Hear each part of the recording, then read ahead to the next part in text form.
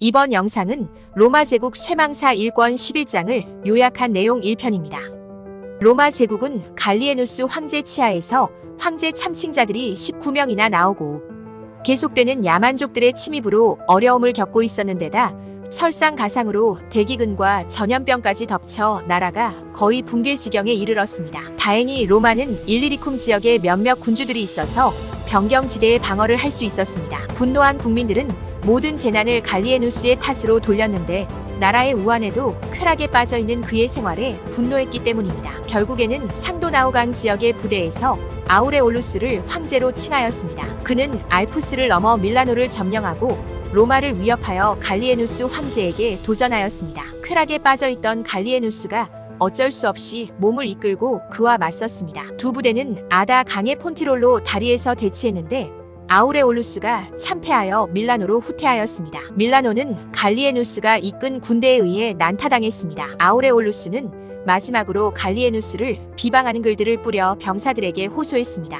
아우레올루스의 책략은 어느 정도 효과를 발휘하여 병사들의 동요를 우려한 근위대장 헤라클리아누스와 장교 마르키아누스, 달마티아 수비대 지휘관 케크로푸스가 갈리에누스를 죽이기로 결의했습니다. 아우레올루스가 필사적인 출격을 감행했다는 소식을 듣고 갈리에누스도 침상에서 급하게 일어나 공격 예상 지점으로 말을 타고 달려갔습니다. 그러나 그는 반역자들에게 둘러싸여 창에 찔려 죽음을 맞이하였습니다.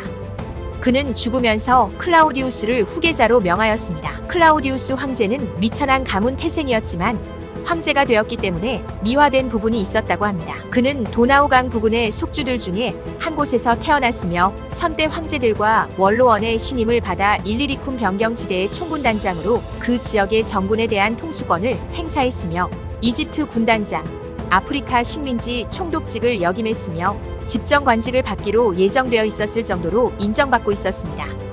그가 여러 번 고트족을 물리치자 갈리에누스는 불안함을 느꼈다고 합니다. 클라디우스는 신중한 성격으로 추측되고 있는데 어느 날 무심코 갈리에누스에 대한 부정적인 말을 내뱉게 되었고 그 말은 갈리에누스 황제의 귀에 들어갔습니다. 갈리에누스는 화를 내기는커녕 오히려 클라우디우스가 반역을 할까봐 두려워서 클라우디우스가 내뱉은 황제에 대한 부정적인 말을 자신이 알고 있다는 것을 알지 못하게 차단하려고 했습니다. 그것도 모자라서 클라우디우스에게 비굴한 편지와 함께 상당한 선물을 보냈습니다. 아마도 로마가 위태로운 시기였기 때문에 갈리에누스 황제도 클라우디우스의 눈치를 볼 수밖에 없었던 것 같습니다.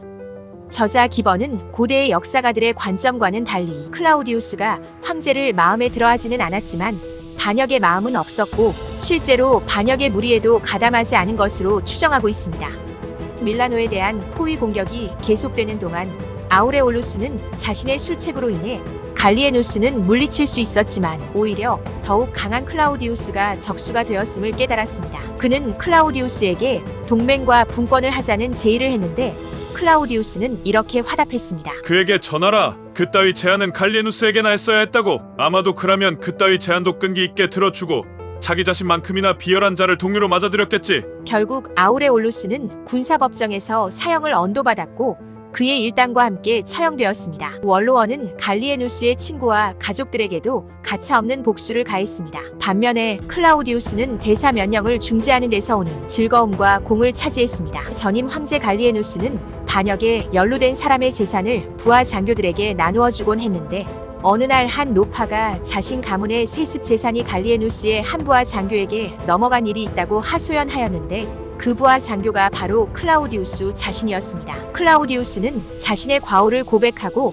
충분한 손해배상을 해주었다고 합니다. 이전의 사례에서 보면 군대 개혁을 시도하려다가 군대에 의해 살해된 황제가 여럿 있었습니다. 클라우디우스에게도 군대 개혁은 상당히 부담스러운 선택이었지만 로마의 위기를 극복하기 위해서 피할 수 없는 상황이었습니다. 이 시기에는 안보와 경제적인 면에서 로마의 상황이 너무 악화가 된 상태였기 때문에 군인들도 자신들의 이득만을 고집할 수 없다는 것을 직면할 수 있도록 클라우디우스가 로마의 상황을 상세하게 설명하였고 야만족의 침입에 대해서도 생생하게 묘사해 주었습니다. 제국의 붕괴가 눈앞에 와 있어서 시간을 놓친다면 군대와 국민 모두가 파국을 맞이하게 될 것이라는 것을 그들도 알고 있었던 것입니다. 고투족은 드니에스테르강 유역에 2,000척의 함대를 조직해 놓았습니다. 고투족은 외형상 32만 명에 달했다고 합니다. 하지만 그들은 보스포루스 해협의 맹렬한 해류를 이겨내지 못하였고 심지어 배들끼리 충돌하여 좌초하기도 하였습니다. 이들이 목표한 곳도 이미 약탈당한 곳이거나 전투를 했지만 고투족이 격퇴당하기도 했습니다. 주력 부대는 아토스 산기슭에 정박하여 마케도니아에서 부유한 속주인 테살로니카를 급습했습니다. 그러나 이 공격은 클라우디우스 황제가 신속하게 접근해 오면서 중단되었습니다. 싸움을 좋아하는 고투족은 테살로니카를 포기하고 이탈리아의 최종 방어선을 돌파하기 위해 들이닥쳤습니다. 클라우디우스는 원로원과 국민들에게 편지를 보내 자신의 비장한 마음을 전달했습니다. 그는 여러 가지 상황이 불리하게 돌아가고 있음을 솔직하게 썼지만 희망의 끈은 놓지 않았습니다. 클라우디우스는 불가능할 것 같았던 승리를 이끌어냈습니다. 역사가들의 기록이 불완전하지만 저자 기번이 정리한 내용은 다음과 같습니다. 첫째, 고투족과의 결전은 다르다니아에 위치한 도시인 나이수스에서 벌어졌습니다.